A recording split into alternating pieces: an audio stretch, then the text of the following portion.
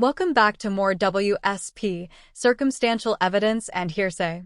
If it's on the internet, it must be true, right? Or is it?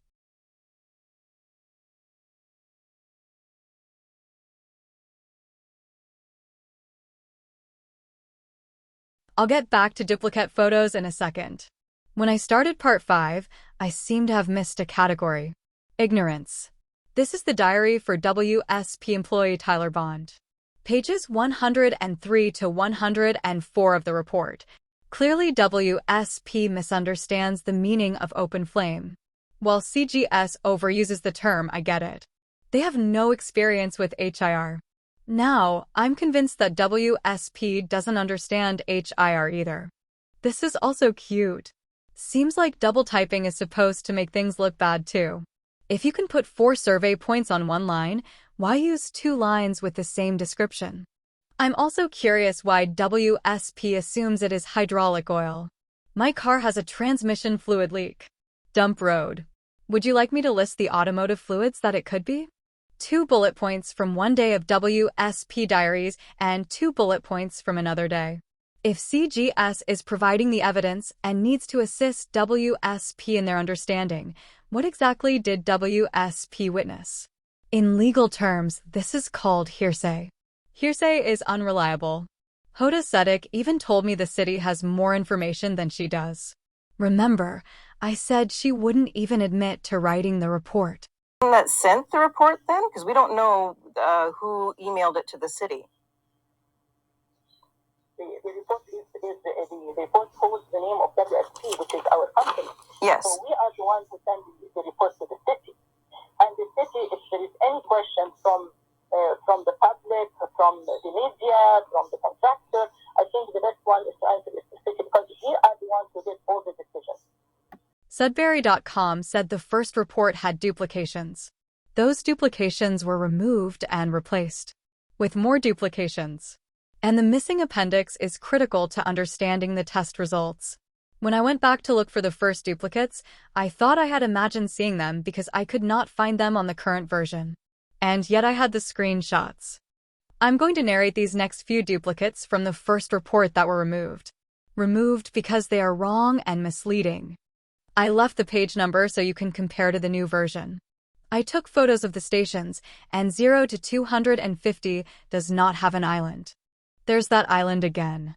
And that is not, I repeat, not a 25mm by 25mm straight edge. A loonie is 26mm in diameter, so it should hang over a 1x1 bar. It will be clearer in the next photo. Also, watch the circled white stone. So a different angle and zoomed a bit, but that same white stone again at the wrong station. Quick, remove this page. It says in big bold letters tests that were not part of the contract. Tests that are costing taxpayers more money. I think I just figured out Hoda's motive. Getting more money for unnecessary testing. While this was originally left out, I'm going to explain how this actually exonerates our SR. Starting with the top. 2023 presence of hot mix asphalt below, emphasis on below the HIR.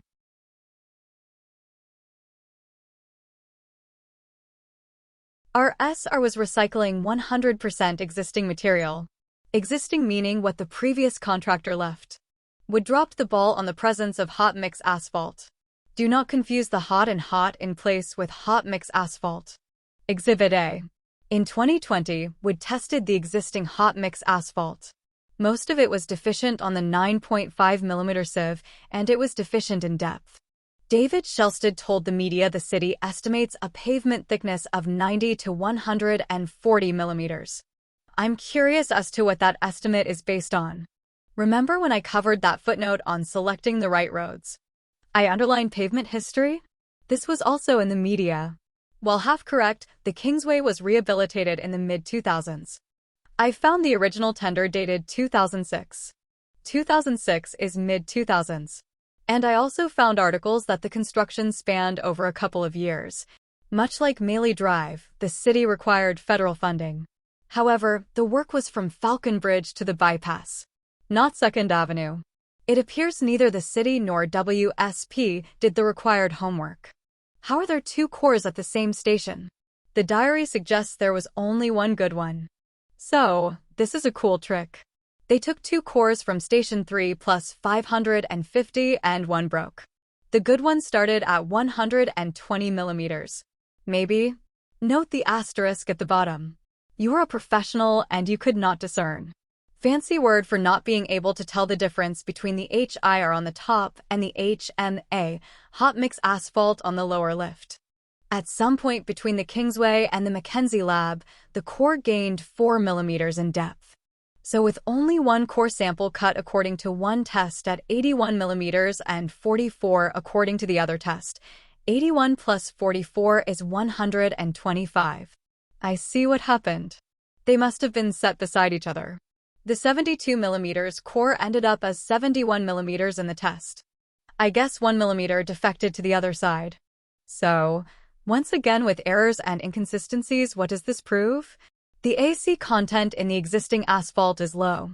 No surprise there. Isn't that why they are attempting to rejuvenate it? Why is there no number for the sieves? 1 core, 2 sets of numbers. WSP failed testing 101. Like I said, I could nitpick this report all day. I already have.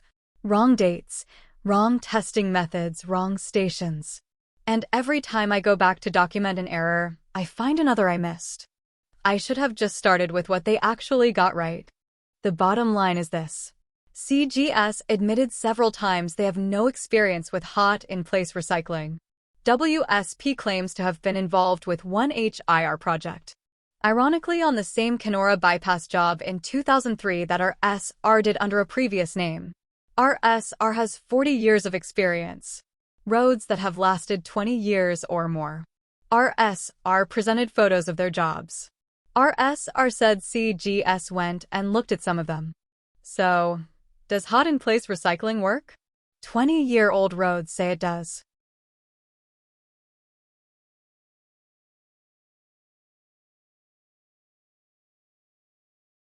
You heard Rob say that some of the engineering staff went and looked at these roads? They did. So they saw that it works. During this presentation, Thomas Price said, in his words, a Sudbury star troll said Frank Krupe lies.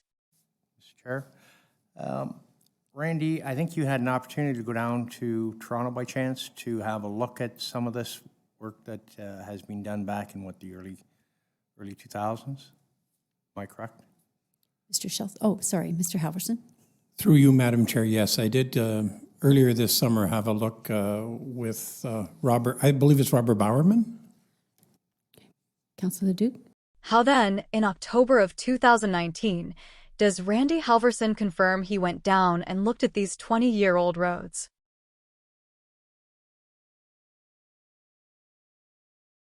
To next steps, we're going to be retaining a geotechnical engineer, and what they're going to help us is identify the appropriate road segments for pavement condition.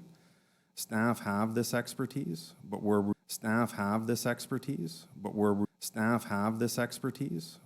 Geotechnical engineer, you said we have some geotechnical engineers on staff presently?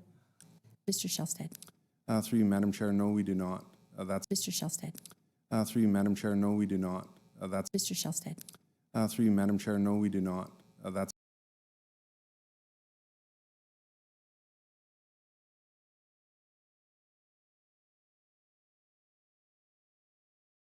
There's so much more information where I could prove the city is lying. Frank Krupe has repeatedly stated he doesn't want to sue the city. He just wants to finish the job and prove that it will work in Sudbury.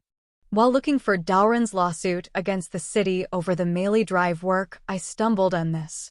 Though it's not about road work, it is about staff being bullies and the city allowing it. It's about court costs that cost taxpayers money.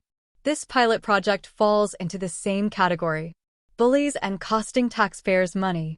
While looking for Dowran's lawsuit against the city over the Maley Drive work, I stumbled on this. Though it's not about road work, it is about staff being bullies and the city allowing it.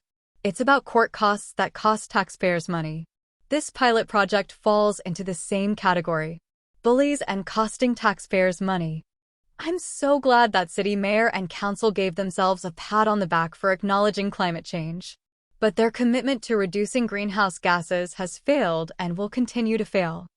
I am so done with this sham of a report. The road speaks for itself. But for the damages caused directly by the city poking holes in it, it looks and feels a lot better than other roads done in 2023.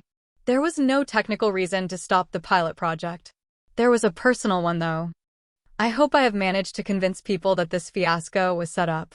We were lied to again. Ask the people you elected to represent you to watch these videos.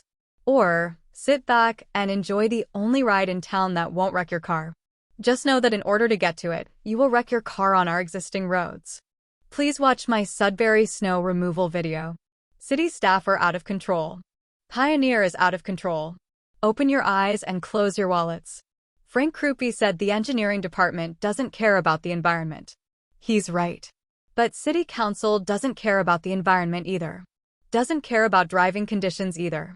Doesn't care about your children. They set the policies. But they do nothing when given evidence when staff don't enforce them. If Sudbury had its own municipal anthem, it would be AC/DC's Highway to Hell. Credit Frank Krupe.